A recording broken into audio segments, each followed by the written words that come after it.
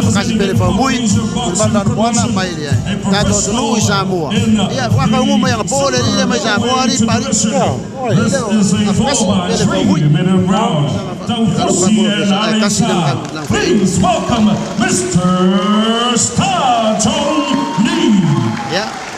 Jadi Star Chong Lee mai fi anga fan latai. Fusi Malaysia. Wina de fusu anga le dio. O apakasi pele fa mui tono ni usila ne.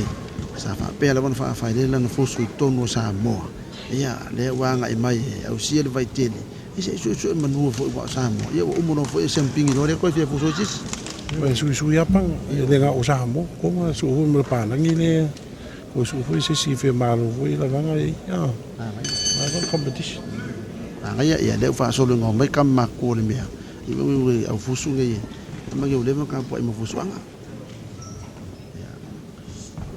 Matala bon su ele sia la fuso ele si ya Star Chong ni le o afakasi pele fa mui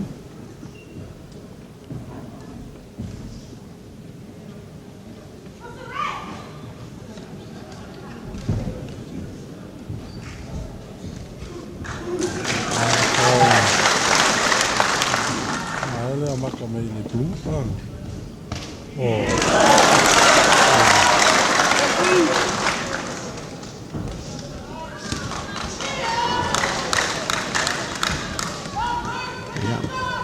wala ko nga na kumu kam fusu nga ko rin mo kamay dia pero amang may kam makor may ana ya tam fay mayo Star Chong Lee fa pena fo no watu ile dio pele fa mu ko ta ko tu sara o dia de ba walis ya le kuli al plu e confident al plu ya ba ele va ka de no ko bela kam plu le ya ka ta de le wala kam Star ol me ele ko mai nga fo fusu angan sa vai mane mereka fusu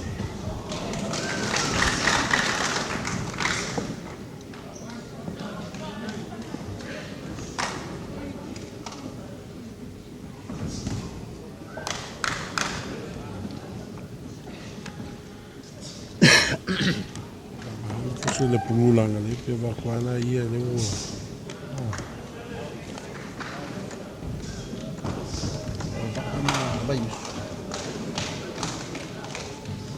ya ko le au ba amba yus apa kamo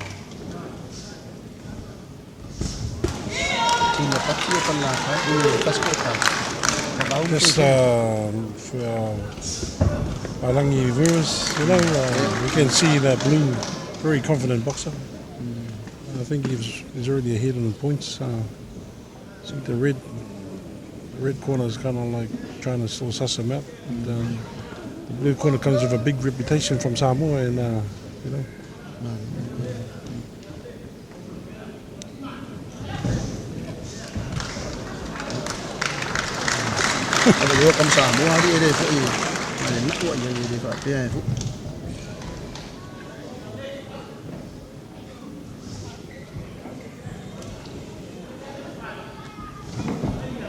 Just to our viewers, I think the Blues got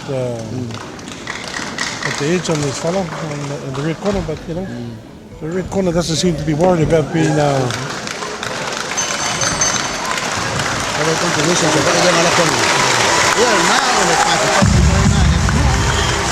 what our friends come to see, you know. Good competition.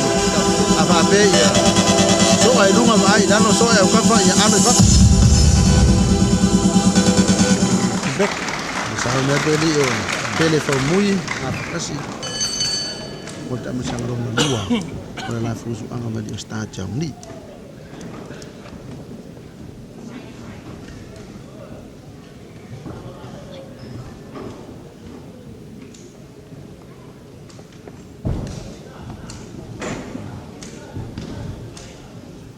I think the Blues trying to whip the bottle.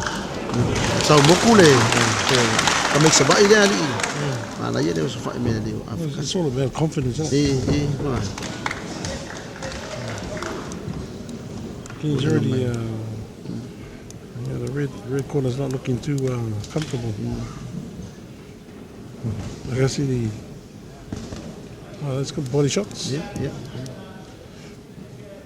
tau fai tusa la fuling ora o fusu ia male ala tam fai fai vo kimo ko lesi kimo mai lesi ya ame ko do adi afkasi de do afkasi pele fo mui ya ka ku mai de ma ko mai sa ko nga finga ku mai ya fusu ngai ya ba dan mai ru ko wa lo me ru ai ala va fa feliz kan. I'm just looking at the red corner is not really reacting too much to those combinations, you know. I've got to be careful, got to keep his guard up. Yeah. Got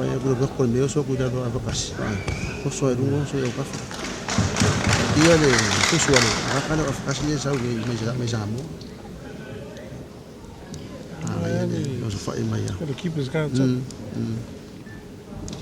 I think the red corner knows he's got a good opponent that he's boxing. He's still not overworried about it. He's still coming back. Yeah.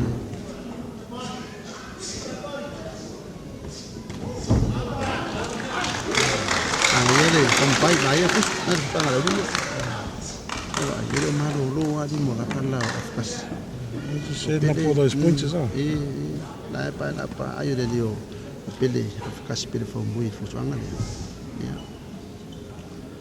See, there's a lot of holding from the red corner.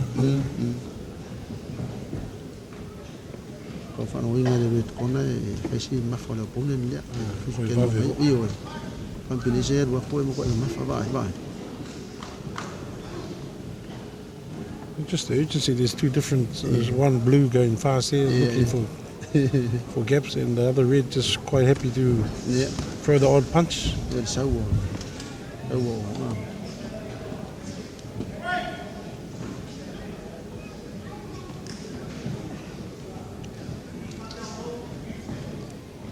blue combination that's putting them under pressure. There you go. Oh.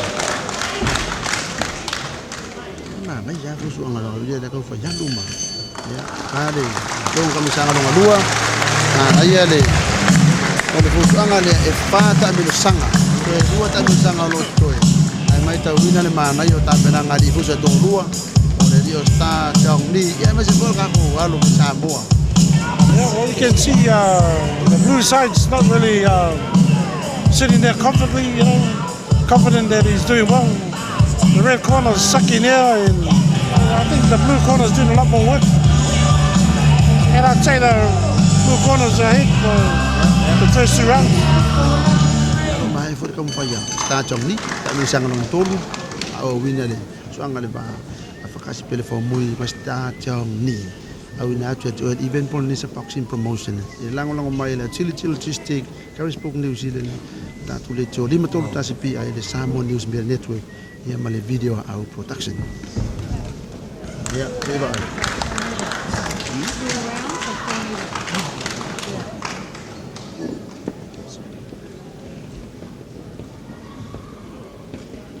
Even though Blue did a lot of those hits there, but they all went to the glove. Yeah.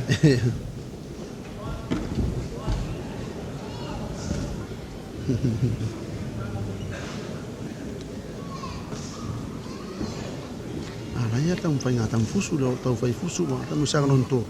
Ai de isi fo de se fa vai. Lo fusu pele di le o afakasi pele fa mui. I think that the red corners doesn't look to be up there on the fitness side of it. I see a lot of work from the blue corner, but he's quite happy just to stay on his feet and block the hits. There doesn't seem to be much power in those hits either. You know? I mean, it's hard. It's hard in there.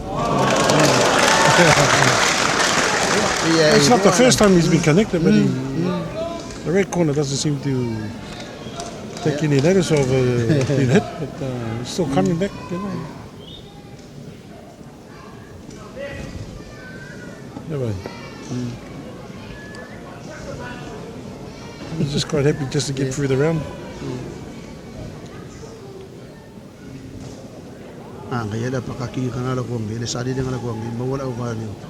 It's not going to be enough. He needs to work really hard. Yeah, they la oi, ma kaya dia sa ko ko ai wo fo ko mo ka o pele i. Fo ya di o sta o fa. Before dia ngam kau story mai maro pele.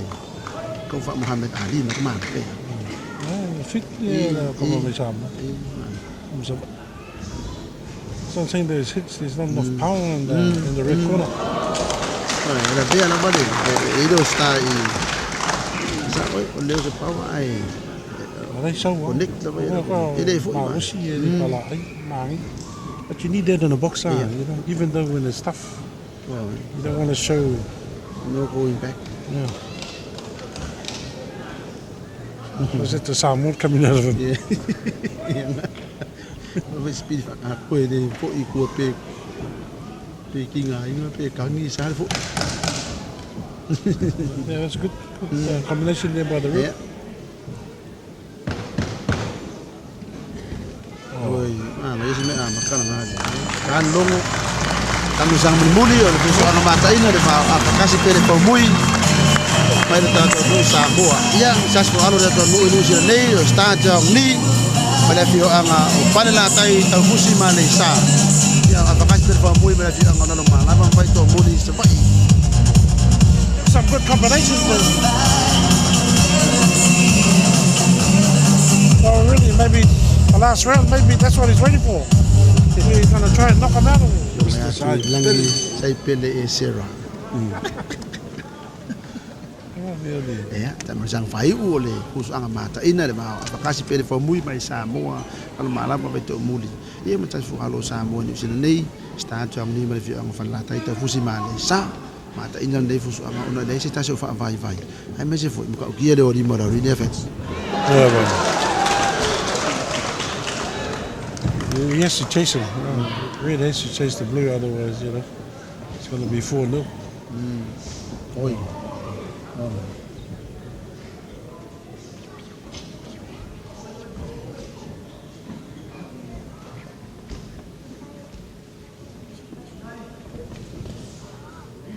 Doesn't seem to have the power shot that blue has, you know.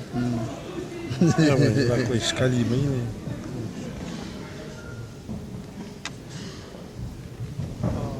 I think that's one thing you see with the Samoan boxers when they get overconfident, they start to, you never know the opposition. They get out of our love at all. You know, always say overconfident. I mau sila mau also mau for our high umur.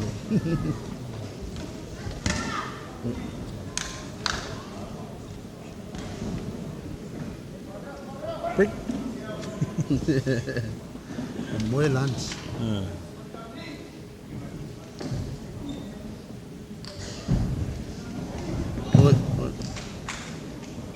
Orang yang berokey dia air itu pilih. Kas. Supaya mau ayo.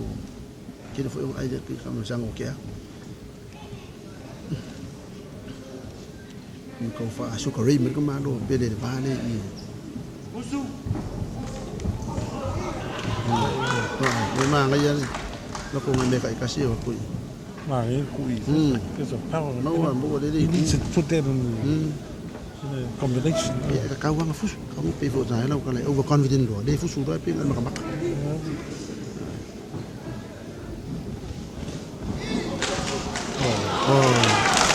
Dia aja.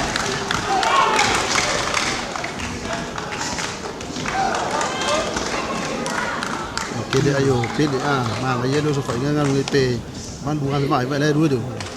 Saya sama kong lemah. Apa ni kali? Masih kini.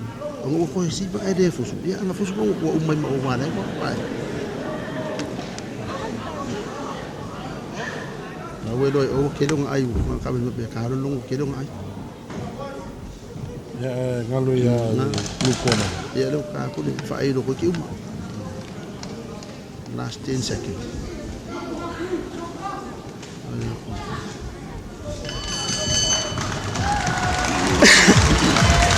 Ya, by winner fusu ang mata ini le pa kasi pele formui, mas tachong ni pas bagaimana tunu fa kita ni semua tam panau di mana la tapelang abet. Sampai ngah body. And after 4 rounds of boxing, let's give them a big hand of applause. Wonderful, exciting stuff. To the blue corner. Ya, na pe on mon mawina fa mania ile ko na to manu malo le afakasi pele fa mui ile ta longa mata ina le ba mo yusu fo ya sta cha ni